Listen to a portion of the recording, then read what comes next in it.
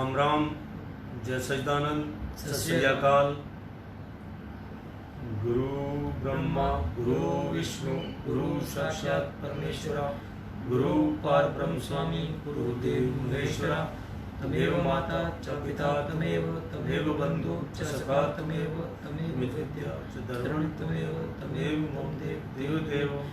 वंदो चरण सरोज गुरु बुद्ध मंगलाकार, जय सेवत नर होते सागर से पार। गुरु जी के सिमरन मात्र से नाशक विघ्न अनंत, से सर्वसर्व में भावत है दर्शन। आप प्रगटे जगत में जीव का निस्तार में, शब्द न बनाए सुंदर जीव का कल्याण। नम्रता और दीनता से भेंट सद्गुरु लीजिए, मैं हूँ शरणागत तुम्हारा दास सुन लीजिए। बोलो जयकारा बोल मेरे श्री गुरु महाराज जी की जय।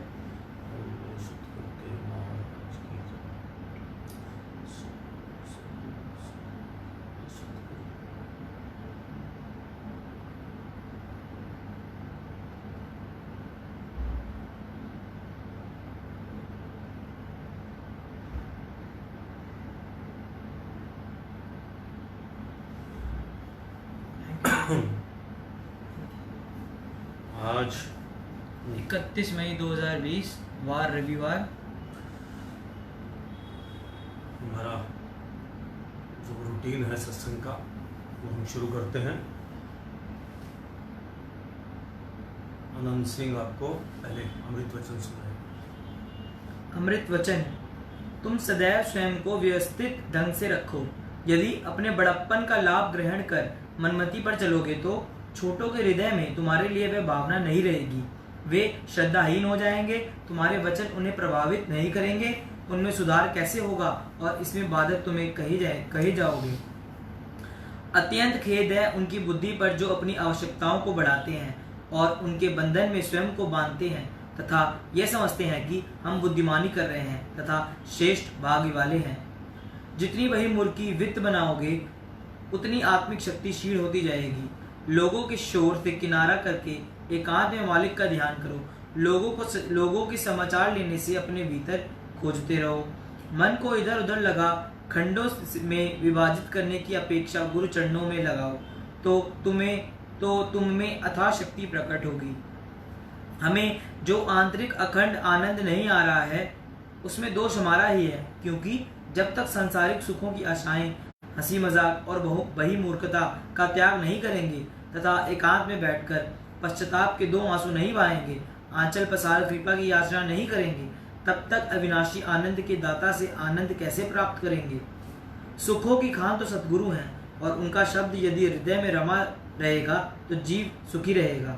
उनके अतिरिक्त चाहे कितने ही अधिकार व धन पदार्थ हो, तुम्हें नित्य या स्थायी सुख नहीं दे सकते। ये मत सोचो कि मरणोपरांत मेरी पूजा या मेरे संबंधी किसी काम आएंगे। आगे तो भक्ति धन ही काम आता है, इसलिए उचित यही है कि अभी से उसे इकट्ठा करना आरंभ कर दो। तुम आज हो तो कल नहीं हो, फिर इन वस्तुओं से दिल क्यों लगाए बैठे हो? वे तुम्हारे साथ नहीं जाएंगी, इसलिए उनसे पहले तुम ही उन्हें विस्मृत कर दो। अंत समय नाम तब जप सकोगे जब अभी से जपना आरंभ करोगे। जब किसी संत का जीवन चरित्र पढ़ता हूँ और अपना तरफ देखता हूँ तो धरती आकाश का अंतर दिखाई देता है। यदि सद्गुरु की आज्ञा से अपने मन की अवस्था को देखता हूँ तो विश्वास ही नहीं होता कि मैं भक्ति से में योग्यता प्राप्त कर सकूंगा। परंतु सद्गुरु का आश्रय ले जब उनके उपकार स्मरण करता हूँ तो निराशा में से आशा लगती है कि उनकी कृपा से क्या नहीं हो सकता। कभी कोई भूल हो जाए तो क्षमा मांगने से संकोच ना करो। यदि सद्गुरु की हर आज्ञा का सत्य कर मानोगे तो निश्चय ही 84 के चक्र से छुटकारा मिल जाएगा। अपने लिए जो जीवित रहता है वह संसारी और जो परमार्थ के लिए जीता है वह सन्यासी है।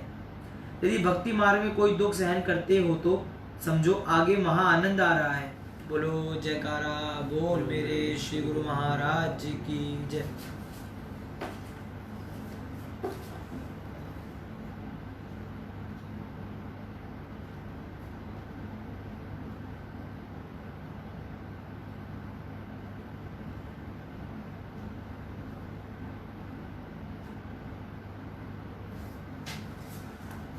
आज जो हमारे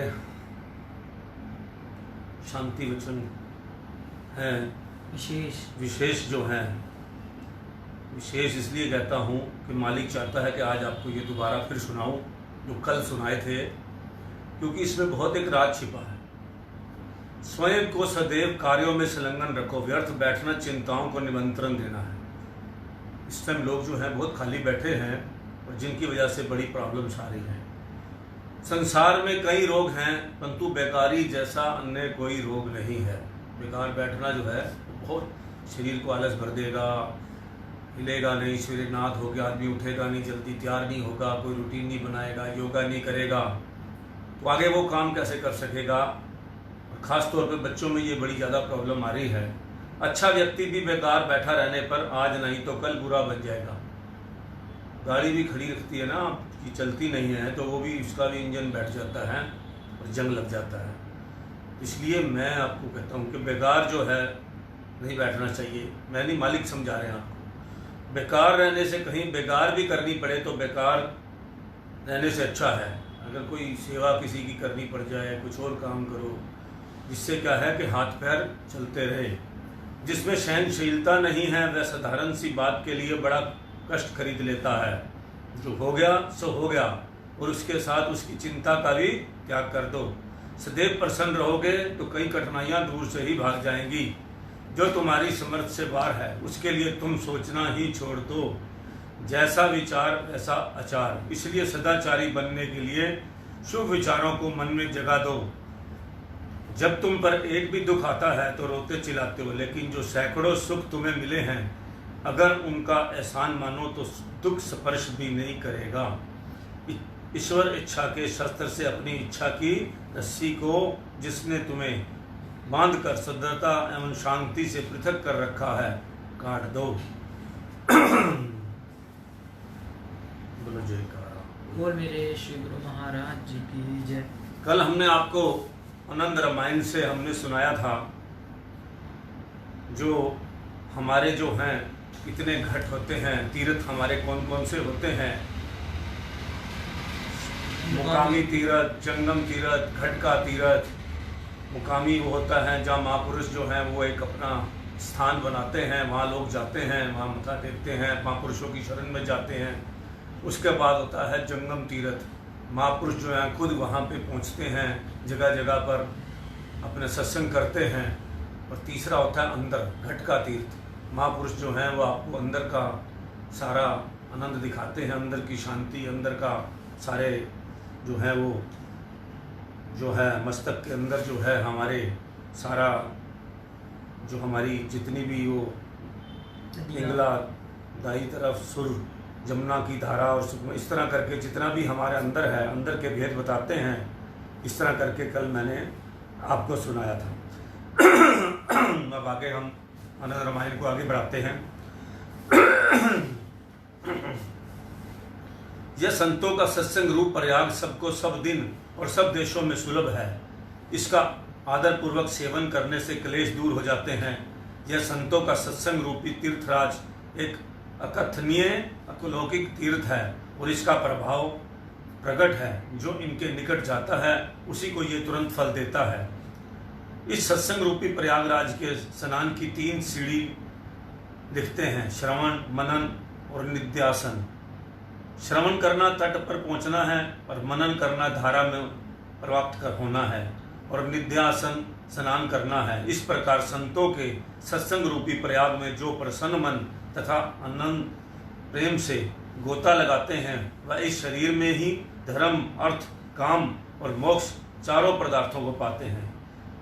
चारी पदार्थ जे कोई मांगे, साध जना की सेवा लागे। जिसको चारों पदार्थ चाहिए, धर्म, अर्थ, काम और मोक्ष, वह अपना गुरु के चरणों में लगे। धर्म कहते हैं अपने फर्ज या कर्तव्य को। संसार में अनेक धर्म हैं, परंतु यहाँ धर्म के प्रयोजन रूपी धर्म समझना चाहिए। मनुष्य जहाँ बाकी संसारी धर्मों को निभाना अपना कर्तव्य समझता है, वहाँ उसे रूहानी धर्म की भी पालना करना भी अति आवश्यक है। और रूहानी धर्म केवल संतों के सत्संग में जाकर ही पूर्ण हो सकता है। सिवाय संतों के दूसरा कोई भी संसार में इस धर्म की पालना नहीं कर सकता। संत ही मनुष्य को रूहानी धर्म की शिक्षा देते हैं और उनको पूरा निभाने में सहायता सहायता देते हैं। रूहानी धर्म है रूह को काल और माया के बंधनों से मुक्त करा के उसको अपने निज घर में पहुंचाना। अर्थात शुरू में वह जहाँ से उतरी और फिर नीचे पिंड देश में इंद्रियों और मन के मंडल में आकर अटक गई और बार बार 84 के चक्कर में पड़कर घूमती हुई दुखी हो रही है। जब सूरत अथवा रूह काल और माया के बंधनों से संतों के सत्संग और सहायता से मुक्त होकर अपने निज देश में पहुंचेगी, तब रूहानी धर्म पूर्ण होगा। अर्थ नाम है प्रयोजन यथाभिप्राय का। प्रश्न है कि हमारा लक्ष्य क्या है, हमारा प्रयोजन क्या है, अथवा हम क्या चाहते हैं और किस अर्थ के लिए हम यहाँ आए हैं। कारज का नाम अर्थ है, कारज ही की सिद्धि का नाम अर्थ की सिद्धि है। जिस अर्थ या कारज की सिद्धि की खातिर हम इस संसार में आए हैं या जिस उद्देश्य को पूरा करने के लिए हमको यह मनुष्य का उत्तम जन्म मिला है, क्या वह उद्देश्य पूरा हो गया है? यदि नहीं तो हमको अपने संतों की संगत में जाना चाहिए और सेवा करके तथा उनकी अनुकूलता से हमें अपने कार्य को सिद्ध करना चाहिए। वह कार्य या अर्थ हमारा क्या है जिसका ऊपर वर्णन हुआ है, अर्थात रूहानी धर्म की पूर्णता ही हमारे अर्थ की सिद्धि है, जो कि बिना संतों के दूसरी जगह प्राप्त नहीं हो सकती। काल नाम है, काम नाम है, कामनाओं अर्थात मन की इच्छाओं का ये पूर्ण हो जाए, कोई कामना या इच्छा बाकी ना रह जाए, यह हम चाहते हैं। यह तभी हो सकता है जब हृदय में केवल एक भक्ति ही की इच्छा प्रबल हो जाए। जिस समय दिल में मालिक की प्रेम भक्ति की प्रबल लहरें उठकर नाचने लगेंगी, तब बाकी समस्त इच्छाएं अपने आप पूर्ण हो जाएंगी, अर्थात खत्म हो जाएंगी। इसका नाम है कामनाओं की पूर्ति। जहाँ गई चिंता मिटी, मनवा बेपरवाह, जाको कुछ ना चाहिए सोई शहंशाह। जब यह अवस्था आ जाएगी तब रूप माया की गंदगी से साफ और पवित्र हो जाएगी और मोक्ष के अधिकारी बनेगी। मोक्ष नाम है आज़ादी अथवा छुटकारे का। जब हम इस प्रकार रूह अथवा सुरती प्रेम भक्ति के समुद्र में गोता लगाकर माया और काल के बंधनों से मुक्त होगी, तब सच्ची मोक्ष होगी। उसके बाद फिर जन्म मरण का चक्कर नहीं रहेगा। यह है सच्चे चार पदार्थ जिसके पाने की खातिर हमको मनुष्य चोला मिला है। महापुरुषों की वाणी कहती है कि ये चार पदार्थ संतों की शरण में जाने से प्राप्त होते हैं। स्नान करने का फल तुरंत मिल जाता है। कौवा गोता लगाने तो कोकिल और बगुला गोता लगाए तो हंस होके निकलता है, अर्थात छठ मूर्ख भी संतों के सत्संग में आकर सुधर जाते हैं। काक पिक की बात तो सुनकर कोई आश्चर्य नहीं करे, क्योंकि सत्संग की महिमा छुपी नहीं है। वाल्मीकि नारद घट योनी, निज निज मुखन कही जो निज होनी। जलचर थलचर नभचर नाना, जे जड़ चेतन जीव जहाना। वाल्मीकि नारद अगस्त जी ने अपने मुंह से अपनी होनी कही है। जलचर जल में फिरने वाले, थलचर पृथ्वी पर फिरने वाले और नभचर आकाश में उड़ने वाले पक्षी आदि जो जड़ चेतन जहान में जीव हैं। मति कीर्ति गति भूति भलाई, जब जही जतन जहाँ सो पाई। सो जना जानव सत्संग प्रभाऊ, लोकहु वेदना आन उपाऊ। बुद्धि बढ़ाई ऐश्वर्य और भलाई, जब जिसने यतन से जहाँ भी पाई है सत्संगी से ही पाई है, वही पुरुष सत्संग का प्रभाव जानता है जिसने किया है। मनुष्य के सुधार के लिए लोक शास्त्र वेद में और उपाय नहीं है। कथा है, जब श्री भगवान रामचंद्र जी वनवास की अवस्था में वाल्मीकि जी के आश्रम पर पधारे तो वाल्मीकि जी ने अति आदर सहित उनका पूजन किया। फिर प्रसन्न होकर विनती करने लगे, हे भक्तों के सुखदायक राम जी, मैं पहले व्याघ्र का काम करता था, अनेक जीवों को घात किया करता था, उनका द्रव हरण करके अपने कुटुंब का पालन करता। ऐसा करते हुए मुझे बहुत काल व्यतीत हो गया। एक बार कुछ संत महात्माओं का उधर से गुजर हुआ, अचानक उनमें से मेरी भेंट हुई, सो उनका भी जीव घात करने को मैं तत्पर हुआ। तब संत बोले, जिन्होंने तुम्हें इस घोर कर्म में प्रवृत्त किया है, अर्थात जिनकी खातिर तू ये घोर पाप करता है, वह तेरे पाप के भी साझी हैं नहीं कि नहीं। ये आपने वाल्मीकि की कथा सुनी होगी सभी ने, कि जो उन्होंने अपने रामचंद्र जी को अपनी कथा सुनाई कि मैं डाकू था और यहाँ पे आते जाते को मारकर उसका धन छीन लेता था। तब एक साधुओं की मंडली आई तो उन्होंने मुझसे कहा कि चलो हमें मार लो, कोई बात नहीं, हम सब दे देंगे, मगर तुम जिनके लिए ये कर्म करते हो, हमें मारते हो, जिन बच्चों के लिए, उनसे पहले एक बार पूछ के आओ क्या वह इस पाप कर्म के साझीदार हैं कि नहीं, तेरे पाप के भी साझी हैं कि नहीं। तब मैं संतों के ये वचन सुनकर कुटुंब के लोगों से पूछने लगा। उन्होंने कहा हम पाप में साझी नहीं हैं। तब मैं बड़ा दुखी हुआ और अपने पिछले किए कर्मों का पछताया और संतों के पास आकर रोया और उनके चरणों में गिरकर प्रार्थना की, हे मालिक, मेरे प्यारे संतों, मेरे पापों का क्षमा करो, आपके बिना अब संसार में मेरा कोई नहीं। तब संतों ने मुझे अत्यंत दुखी जानकर परमार्थ की शिक्षा दी, उल्टे जाप का मुझे सिमरन कराया, जिसमें सुरती को बाहर से समेटकर अंतर्मुख उठना होता है। इसका अभ्यास करते करते मैं उत्तम गति को प्राप्त हुआ। आज आप साक्षात भगवान मेरे सम्मुख विराजमान है। और नारद जी की कथा इस प्रकार है। जब श्री वेद व्यास जी सर्व वेदों, पुराणों, शास्त्रों और उपनिषदों के अर्थों की टीका और व्याख्या आदि कर चुके और उन्हें शांति न आई, तब उनका कारण नारद जी से पूछा। नारद जी ने कहा, मैं पूर्व में दासी का पुत्र था। मेरी माता जिनके पास काम करती थी वे साधु सेवी थे। उनके स्थान पर साधु महात्मा नित्य प्रति आवे और भोजन पावे। उनके बर्तनों में जूठन बचे सो मैं भोजन करूं, तब उनके दर्शन और सत्संग का लाभ उठाऊं। इससे मेरी बुद्धि ऐसी निर्बल हुई कि माता के परलोक जाने के अंतर्वन में तप करने चला गया और अंत में शरीर त्याग कर इस गति को पहुंचा कि ब्रह्मा जी का पुत्र हुआ। वह यह सत्संग का ही प्रभाव है। इसलिए हे व्यास जी, अपने ज्ञान कांड के ग्रंथ तो बहुत उच्चारण किए, परंतु अब भगवान सगुण अवतार के चरित्र और प्रेम भक्ति की महिमा कहो, तब शांति आवेगी। तब वेद व्यास जी ने भगवान महाराज जी ने महाभागवत पुराण बनाया, जिसमें भक्ति, प्रेम और सत्संग की महिमा का वर्णन है।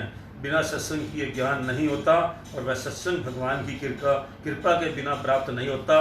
सत्संगी जो आनंद और मंगल की मूल है, वही साधन, दान, यज्ञ, तप आदि का सिद्ध फल है।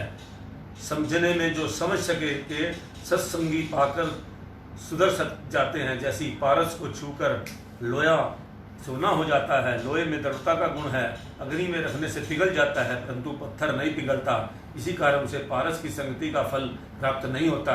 ऐसे ही शठ और मूर्ख में भेद जानो। जिसकी अपनी बुद्धि नहीं है और समझाने से मन मान जाता है, उसे शठ कहते हैं। और जिसकी अपनी बुद्धि तो है, परंतु समझाए से भी ना समझे, जैसे कहा है, फूले फले न वेत, यद्यपि सुधा बरखे जल्द, मूर्ख हृदय ना चेत, जो गुरु मिलाइए विरचे सम। श्री रामायण में लिखा है। देव योग से यदि भले पुरुष भी कभी कुसंगति को प्राप्त होते हैं, तो जैसे सांप की मणि सर्प के पास रहकर भी अपने विष हरने के गुण को नहीं छेड़ती, वैसे ही वह पुरुष भी अपने गुण को नहीं छोड़ते।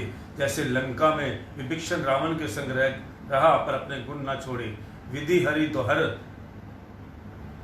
कवि गोविंद वाणी, कहत साधु महिमा सकुचानी। सोमो सन कही जात न कैसे, शाक मणि गुण गाय के जैसे। ब्रह्मा, भगवान विष्णु, शिवजी, कवीश्वर और पंडित, इनकी वाणी अर्थात सरस्वती संतों की महिमा को कहते सचुकाती है। वह इन देवताओं सहित सरस्वती भी संतों की महिमा कथन करने में सकुचाती है। सो महिमा मुझसे ऐसे नहीं कही जाती, जैसे साग सब्जी बेचने वाला मणियों के गुणों को नहीं जानता, ऐसे ही वर्णन नहीं कर सकता। बंदो संत समान चित, हित अनहित नहीं कोय, अंजलि गत शुभ सुमन जिमी, सम सुगंध कर दोए। गोस्वामी जी कहते हैं, मैं संतों महापुरुषों को वंदना करता हूँ। कैसे वे संत महापुरुष हित तथा अनित अर्थात प्यार और घृणा जिसके दिल में नहीं है, सबके लिए सदा ही जिनके चित्त में अवस्था समान रहती है। जैसे हथेली में फूल लेने से दोनों हाथों को एक बराबर सुगंध देता है। जिस हाथ ने सुगंध को तोड़ा है उससे वैर नहीं और दूसरे से मित्रता नहीं रखता। ऐसे ही संत महात्माओं का चित्त भी सबके लिए एक समान होता है। बोलो जयकारा बोल मेरे श्री गुरु महाराज जी की जय। आनंद दृष्टांत संदेश 1 दृष्टांत 4। करत करत अभ्यास ते जड़मती होत सुजान, रसरी आवत जात ते सिल पर पड़त निशान। किसी कार्य को नियम पूर्वक किया जाए तो उसमें अवश्य सफलता प्राप्त होती है। जब एक साधारण सी रस्सी प्रतिदिन कुएं से जल भरती हुई पत्थर पर भी अपना निशान कर डालती है, तो फिर मनुष्य के अभ्यास करने से कौन सा ऐसा कठिन काम है जिसमें वह सफल ना हो सकेगा। परंतु शर्त यह है कि जिस तरह का कार्य हो उसी प्रकार के अभ्यास करने की आवश्यकता होती है। किसी राजा का एक लड़का था। बाल्यकाल से ही वह बुरी संगति में पड़ गया। और सखिया तक खाना सीख गया।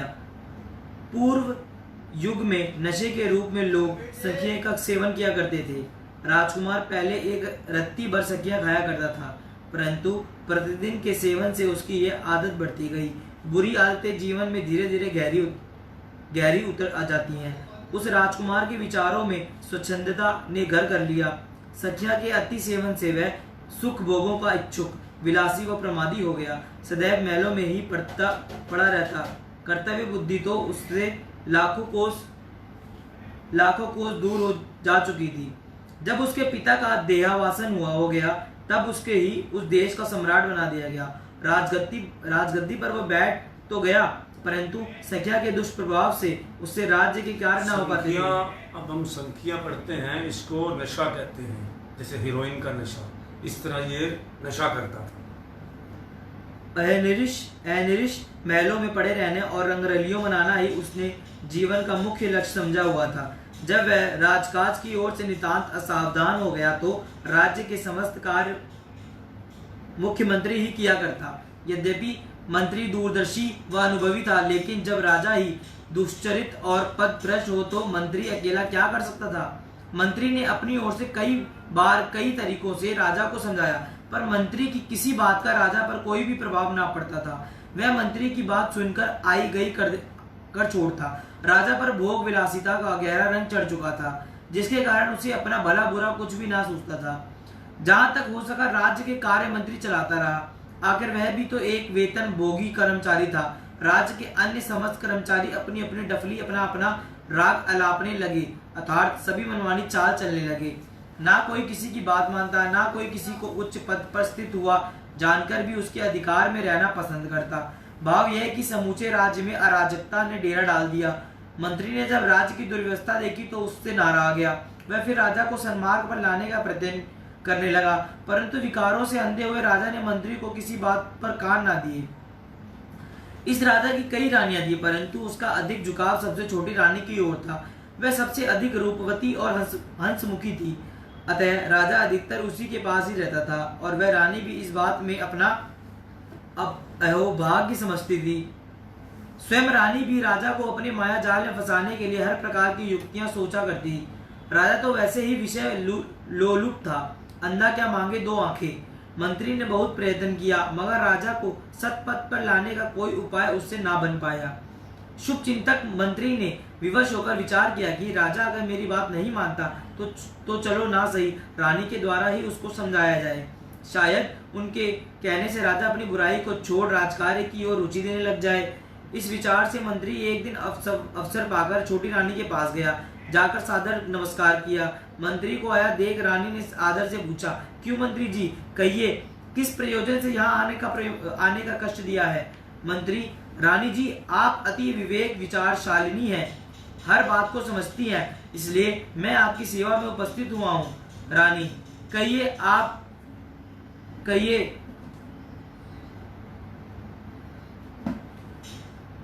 आप क्या कहना चाहते हैं। मंत्री, कहना सुनना कुछ भी नहीं, केवल इतनी विनम्र प्रार्थना है कि राजा साहब के दिन रात महलों में पड़े रहने से राज्य के सभी काम बिगड़ते जा रहे हैं, राज्य की दुर्व्यवस्था होती जा रही है। अब तक मैंने किसी प्रकार से राज्य की बगडोर संभाल रखी है।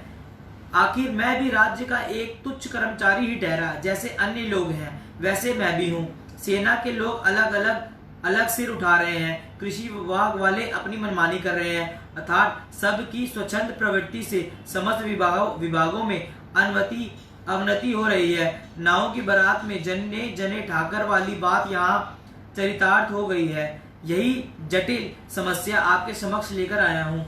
रानी, परंतु मंत्री जी आप मुख्यमंत्री हैं, आपका पद कहीं ऊंचा व श्रेष्ठ है। मंत्री, मगर राजा शरीर में सिर की जगह होता है तथा मैं राजा का दाहिना हाथ हूँ। जब तक राजा साहब आगे ना दे तो दाहिना हाथ का क्या काम करे।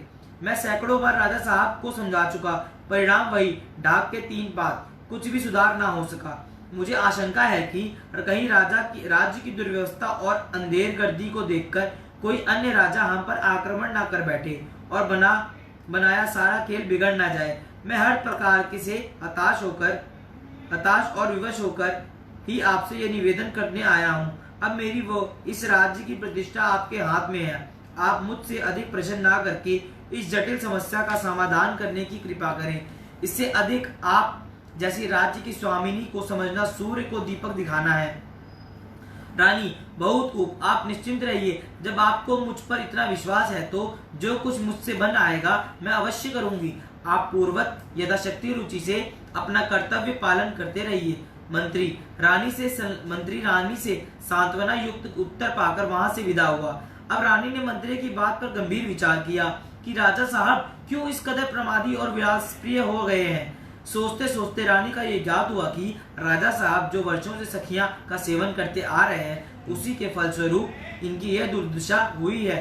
प्रत्येक चीज की सीमा होती है। किसी व्यक्ति को मारने के लिए एक रत्ती भर सखियां जब काफी है, तब राजा साहब तो इससे कितनी अधिक मात्रा में इसका सेवन करते हैं, तो उन पर क्यों ना इतना घातक प्रभाव पड़ता। अतएव प्रतिदिन के अभ्यास से ही यह दूर हो सकेगी। रानी ने विचार किया, यदि एकदम ही राजा से नशा छुड़वा दिया जाए तो इससे राजा की मृत्यु होने का भय है, क्योंकि इस बात से तो सभी परिचित है कि कभी किसी दिन राजा साहब को नशा लेने से तनिक मात्र भी विलंब हो जाता तो राजा साहब के हाथ पांव अकड़ने लगते हैं। अतः अब यह कार्य नशा छुड़ाने का मुझे ही करना होगा। उन्हें सही रास्ते पर लाकर ही मेरा कर्तव्य पालन पूर्ण हो सकेगा। तभी मैं सच्चे अर्थों में उनकी सहन धर्मिणी कहलाने के योग्य होंगी। यदि मैंने ऐसा ना किया तो राज्य के विनाश का भय है, जिससे मेरा व राजा साहब का सब सुख वैभव व यश मिट्टी में मिल जाएगा तथा मात्र दुख व शांति ही पल्ले पड़ेगी। अपने विचारों को दृढ़ कर रानी भीतर आई, जहाँ राजा साहब पलंग पर लेटे थे। रानी को वापस आया देखकर राजा साहब पूछने लगे, यह मंत्री क्यों आया था? रानी, महाराज राजकाज के संबंध में ही कुछ बतलाने आया था। राजा, क्या? रानी, यह कि छोटी रानी के हाथ महाराज बिक गए हैं तथा सदैव उसकी बात मानते हैं। राजा, आखिर वो कहता क्या था? रानी, उसका अभिप्राय यह था कि आगे से मैं आपसे पूछकर उसको आपका हुक्म सुना दिया करूं। राजा, बहुत अच्छा हुआ, मंत्री से पिंड छूटा। मैं तो इस मंत्री का मुंह तक देखना नहीं चाहता, सदैव मेरी विषय विलास में विघ्न ही डालता रहता है। रानी, बातों ही बातों में। महाराज, आप मेरी एक बात मानेंगे? राजा, वाह, क्यों नहीं, आपकी बात मानने से मैं इनकार भी कब कर सकता हूँ। हाँ, बताइए। रानी, स्वामी, मेरे हार्दिक चिर अभिलाषा यह है कि आप जो नशा का सेवन करते हैं वह मेरे ही हाथ से हुआ करे, ताकि मैं आपकी इस निजी सेवा का सौभाग्य प्राप्त कर सकूं।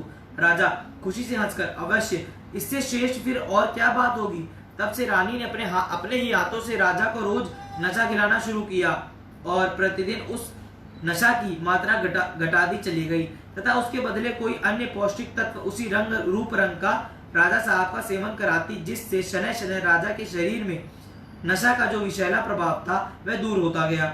राजा साहब को तो अब रानी का एक एक शब्द वेद वचन था, अर्थात वह पूर्णतया उसके अधीनस्थ हो चुके थे।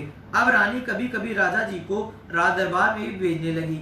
इस कार्य के करने में कुछ समय तो अवश्य लगा, मगर धीरे धीरे अभ्यास कराते कराते राजा जी की प्रकृति और रंग ढंग में काफी परिवर्तन हो गया। यहाँ तक कि अंत में एक दिन राजा साहब से बिल्कुल नशा छूट गया और राजा साहब कुछ के कुछ बन गए। अब वह पूर्ण रूपेण स्वस्थ हो गए और राज्य के कार्यों में भी बहुत दिलचस्पी लेने लगे। मंत्री व अन्य कर्मचारी सभी रानी के इस जादू को देखकर चकित रह गए और उसकी भूरी भूरी प्रशंसा करने लगे। अंत में सुअवसर पाकर रानी ने एक दिन हंसते हंसते राजा से कहा, महाराज, मैं अपने अपराधों की आपसे क्षमा मांग चाहती हूँ। राजा आश्चर्य से, क्षमा? अपराध? तुमने कौन सा अपराध किया है? रानी, मैंने कई महीनों से आपको नशा खिलाना बंद कर रखा है। राजा, कई महीनों से? रानी, जी हाँ, महीनों से। राजा, और मुझे तो ज्ञात भी ना होने पाया। रानी, स्वामी, आपको उस समय बताना उचित ना समझा। राजा, वह क्यों कर? रानी, इसलिए कि उस अवस्था में आप मेरी कभी ना सुनते। नशा के विषैल नशे ने आपके शरीर, दिल व दिमाग को झकझोर दिया था। उससे आपके शरीर में किसी प्रकार की ताकत न रहकर प्रमाद ने डेरा लगा रखा था। आपकी राज्य कार्यों में अरुचि होने के कारण शासन व्यवस्था शिथिल पड़ने लगी थी। तब मुख्यमंत्री ने मुझसे कहा कि अगर आपको यही हाल रहा था, अन्य कोई भी सम्राट हम पर आक्रमण कर सकता है। उधर मैंने मंत्री के उचित परामर्श से सेना व राज्य के अन्य कर्मों की सुव्यवस्था कर दी, ताकि बाहर से शत्रु हम पर आक्रमण न करने पावे, और इधर स्वयं बड़ी सावधानी से इस कार्य में जुट गई कि धीरे धीरे आपसे सखिया का सेवन नितांत छुड़वाना शुरू कर दिया जाए। जिससे आपके अंदर का विष समूल शांत हो जाए। अब ईश्वर की अपार दया से आपकी नशा खाने की आदत बिल्कुल छूट गई है और आप हर प्रकार से राज्य के कार्यों को ही सहर्ष करते हैं। मैंने जो आपसे अपने हाथों नशा खिलाने की सेवा मांगी थी, उसकी यही अभिप्राय था कि जिससे सांप भी मर जाए और लाठी भी ना टूटे, तथा आपके ऐश इशरत में भी किसी प्रकार से बाधा नहीं डाली। यह सब काम मैंने आपकी दृष्टि से बचाकर किए हैं, इसलिए मैं क्षमा प्रार्थी हूँ। रानी की इन बातों से राजा साहब बहुत प्रभावित हुए। रानी की कृतज्ञ होकर उसे हार्दिक प्रसन्नता से धन्यवाद देने लगे तथा आगे से प्रत्येक काम करने से पूर्व रानी से अनुमति अवश्य लेते रहे। इस दृष्टांत से हमें यह ज्ञात होता है कि अच्छा अथवा बुरा जिस काम को भी रुचि देकर अभ्यास किया जाए, उसी में यह मनुष्य उन्नति के शिखर तक पहुंच सकता है। जिस तरह नशा जैसे विशेष का सेवन का अभ्यास राजा साहब ने इतना बढ़ा लिया था कि वही उनका आहार बन गया था, तथा रानी ने भी नशा शनै शनै छुड़ाते छुड़ाते राजा की इस बुराई को दूर कर दिया। इसी तरह जिज्ञासु को भी सूरज शब्द योग में सुरती को लगाने का नियम बनाना चाहिए। जीव को अपनी सुरती को ऊपर की मंजिलों पर ले जाने के लिए नियम पूर्वक भजन का अभ्यास करना चाहिए। जैसे जैसे सुरती को भजन ध्यान में अलौकिक रस आने लगेगा, वैसे वैसे वह आप ऊपर को उठेगी। जब तक जीव को संसार के सुखों में रस प्रतीत होता है, तब तक भजन अभ्यास में रस नहीं लगता, और जब भजन अभ्यास में रस आने लगता है, तब सांसारिक सुख विष सदृश जाने पड़ते हैं। मन को भजन अभ्यास में लगाने के लिए निम्नलिखित बातों का ध्यान रखना परम आवश्यक है। बोलो जयकारा बोल मेरे श्री गुरु महाराज जी की जय। अभी थोड़ी देर में आओ।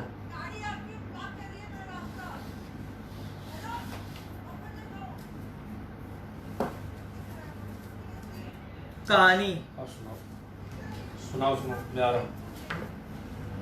कहानी सर्वव्यापी प्रभु भक्तिवान और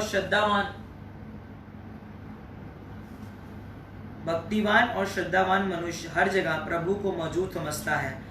प्रभु भी अपने ऐसे भक्तों के लिए निज तन पर कष्ट उठाकर विविध रूप धारण कर सदैव उनकी सार संभाल करते आए हैं।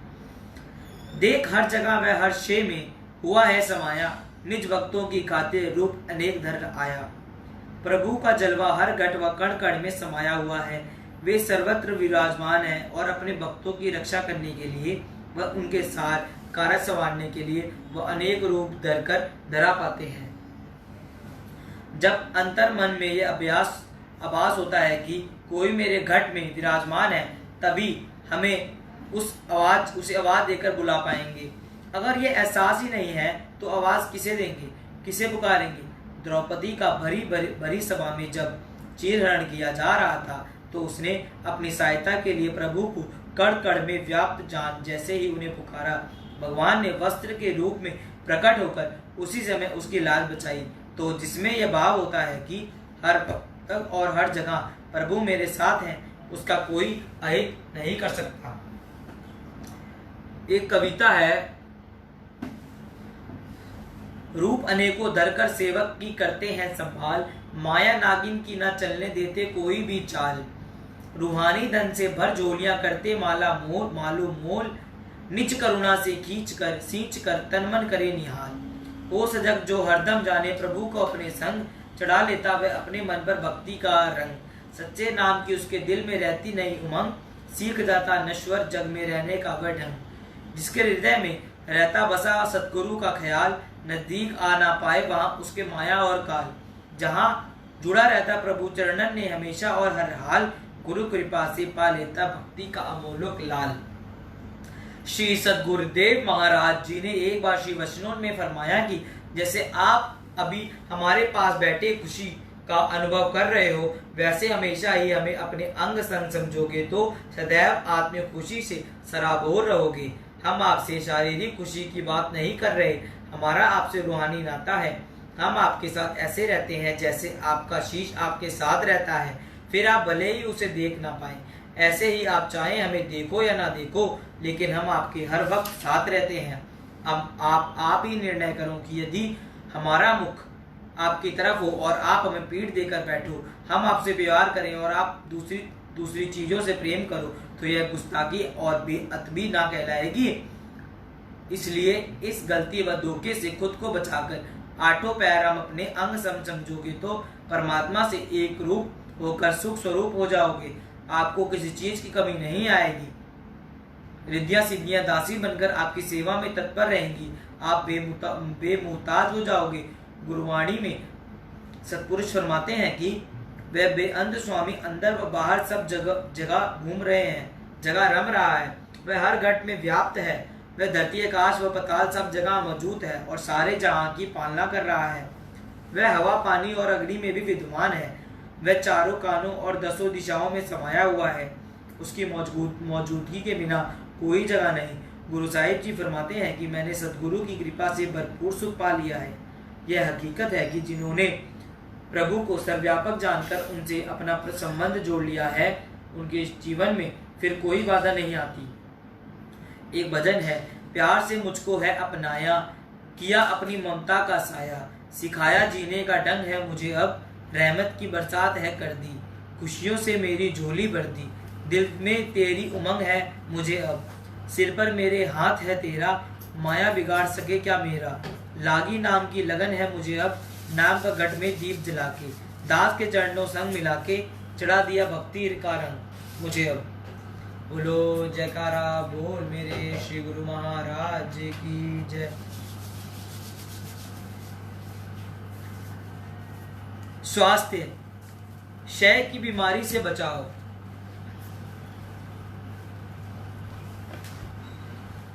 टीबी की बीमारी। लहसुन का विधि पूर्वक सेवन करने वालों को तेपिदक टीबी रोग नहीं होता। इस प्रकार के क्षय को दूर करने में लहसुन अमृत के समान है। लहसुन अत्यंत प्रबल कीटाणुनाशक है और एंटीबायोटिक औषधियों का अच्छा विकल्प है। इसके प्रयोग से क्षय के कीटाणु नष्ट हो जाते हैं। इसकी प्रयोग विधि है, इस प्रयोग करने से पहले लहसुन को छील लीजिए। इसे छीलने के पश्चात भी इसकी कलियों पर बहुत बारीक झिल्ली लिपटी रहती है, इसे भी अलग कर देनी चाहिए। एक कली के 3-4 टुकड़े कर लें और दोनों समय भजन के बाद आधा 1 घंटे बाद लहसुन की 2 कलियां फांके चबाकर ऊपर से पानी पीवें, अथवा एक कली के 4 टुकड़े कर एक मुनक्का में 2-2 टुकड़े रखकर चबा जाए। श्वसन संस्थान के रोगों से बचाओ। सांस के रोग, जिसको प्राणायाम से श्वसन, सांस, संतनगत व्याधियों से देह मुक्त रहता है। नित्य प्राणायामशील प्राणी नजला, जुकाम, पीनस, दमा, श्वास आदि रोगों से बचा रहता है। प्राणायाम फेफड़ों के दूरवर्ती कोशों में संचित मलों को दूर करता है और फेफड़ों के सभी खंडों में प्राणवायु प्रदान कर रोगाणुओं को नष्ट कर देता है। इसके विशेष है संध्योपासना के प्राणायाम क्रिया और ब्रह्मा विष्णु महेश के ध्यान का विधान है। ब्रह्मा विष्णु महेश के ध्यान में क्रमश लाल, नीला, सफेद रंग का ध्यान है, अर्थात ब्रह्मा रक्तवर्ण, विष्णु नीलवर्ण, महेश श्वेतवर्ण माने गए हैं। यही आयुर्वेद के पित्त, वात, कफ की आधारशिला है। आयुर्वेद में पित्त, वात, कफ और का वर्ण क्रमश लाल, नीला, सफेद बताया है।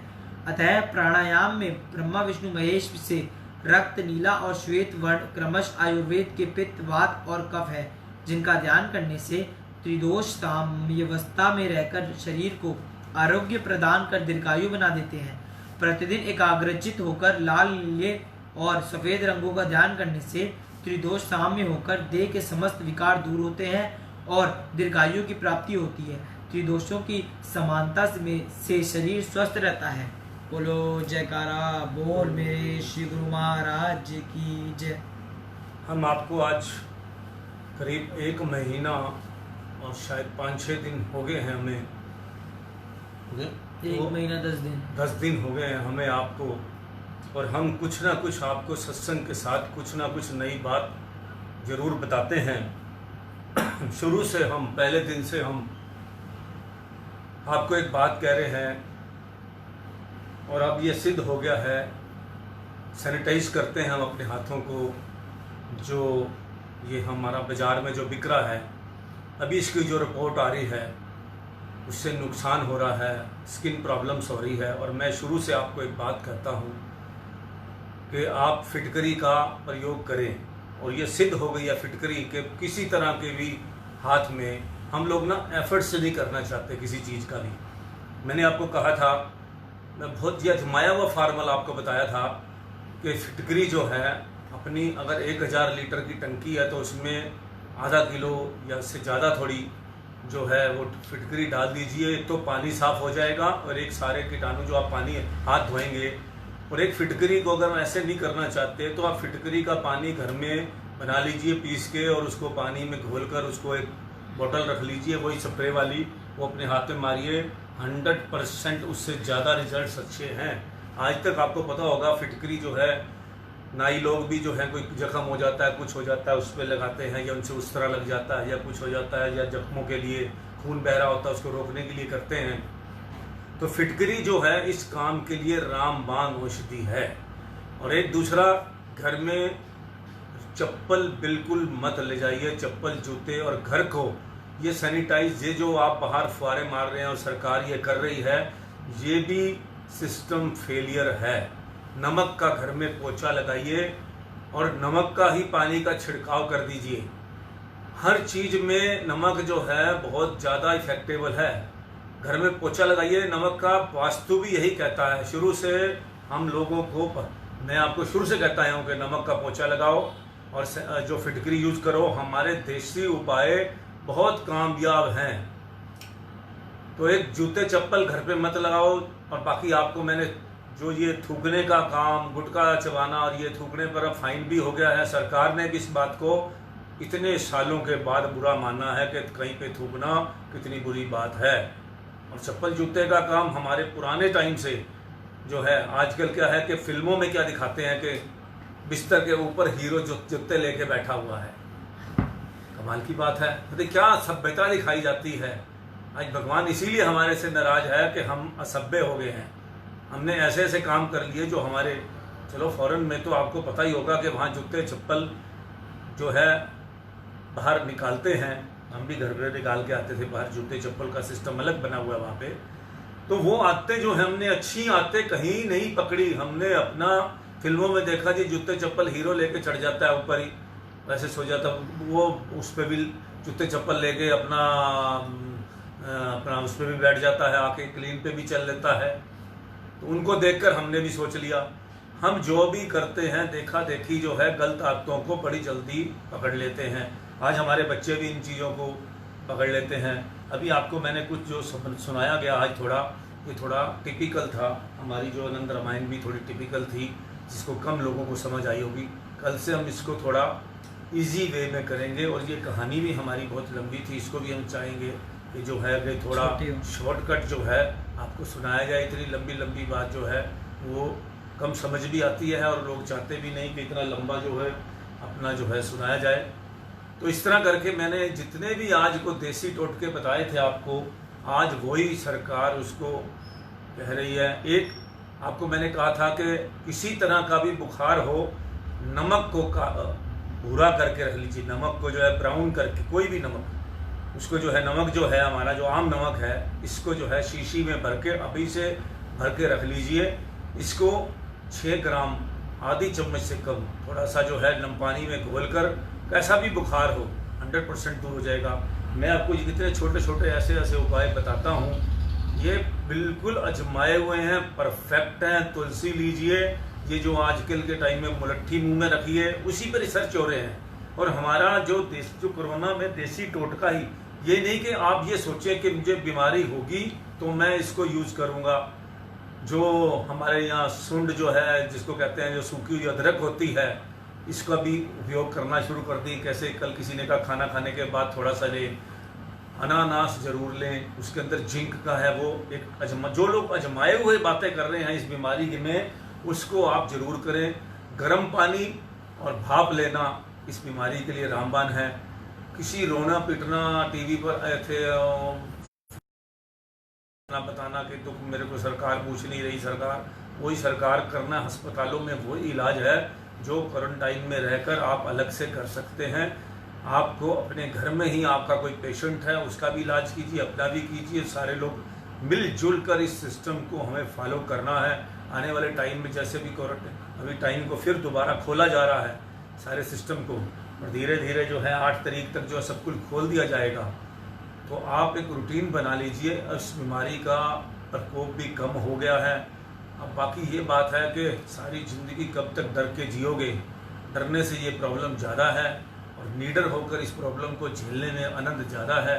इसलिए जो है ये मत सोचो कि मुझे ये प्रॉब्लम होगी तो मैं ये काम करूँगा। काली मिर्च इस बीमारी की दुश्मन है, गले में जमने नहीं देती बीमारी को। इसलिए कभी भी मुंह में 1-2 काली मिर्च, 3-4 काली मिर्च, जो अगर बीमारी नहीं है तो इसको थोड़ा सा मुंह में चबा के उसका रस चूसिए, आपको बड़ा आराम आएगा। तो इसलिए ये चीज़ें जो हैं ऑलरेडी पहले से ही ला के रख कर पहले से ही करना शुरू कर दीजिए।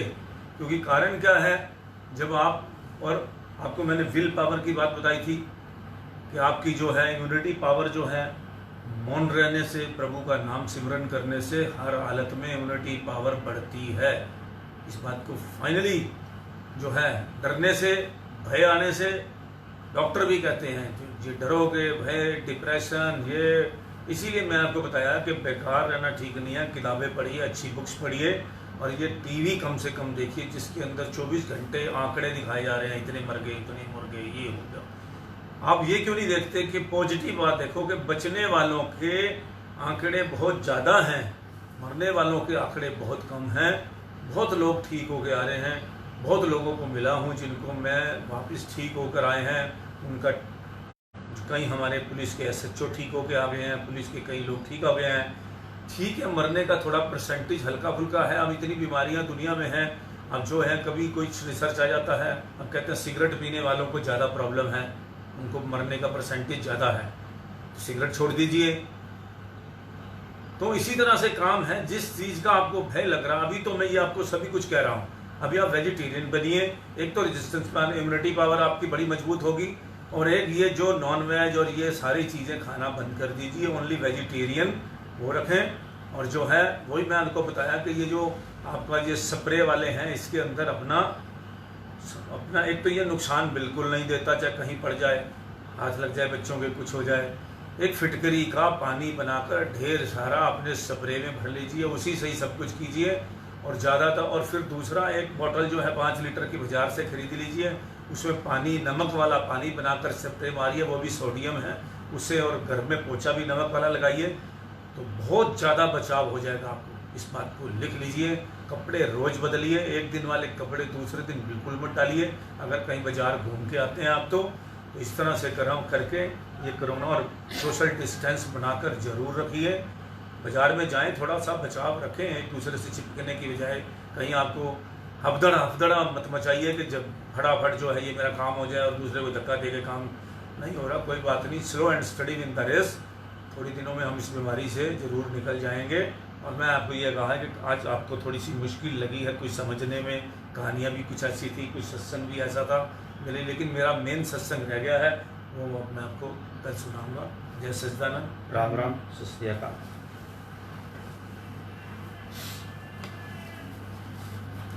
हाँ, एक मिनट, आप एक चीज़ देख रहे हैं, मोदी जी की बात। मोदी जी के साथ क्या व्यवहार हो रहा है। एक दिन वो अच्छा काम, कोई मतलब कि कोई ऐसा काम हो जाता है, लोग उसको अप्रिशिएट करने लग जाते हैं, मोदी जी जिंदाबाद, मोदी जी ऐसे हैं। उसके बाद थोड़ा सा लोगों की अभी समझ में नहीं आता। अभी जैसे 20 लाख करोड़ रुपए का लोग बड़ा क्रिटिसाइज़ कर रहे हैं। अगर मोदी जी को भी लगा है, मोदी बड़ी जी हैं, अपने वो इस बात को, हमारे देश के प्रधानमंत्री जो हैं उस चीज़ को बड़ा सीरियस लेते हैं, उनको पब्लिक ओपिनियन उनके पास पहुंच जाती है, तो उसको वो इमीडिएट जो है कहीं ना कहीं सुधारने की कोशिश करते हैं। उनके अगर आप पुराने टाइम के विचार सुनिए, शुरू से उनके किस तरह से विचार हैं, तो ऐसा प्रधानमंत्री, इतने उत्तम विचारों वाला प्रधानमंत्री हमें बिल्कुल नहीं मिलने वाला। और उनका जो है, उन्होंने इतने दीपक जला दिए हैं लोगों के दिलों में, तो बुझेंगे नहीं।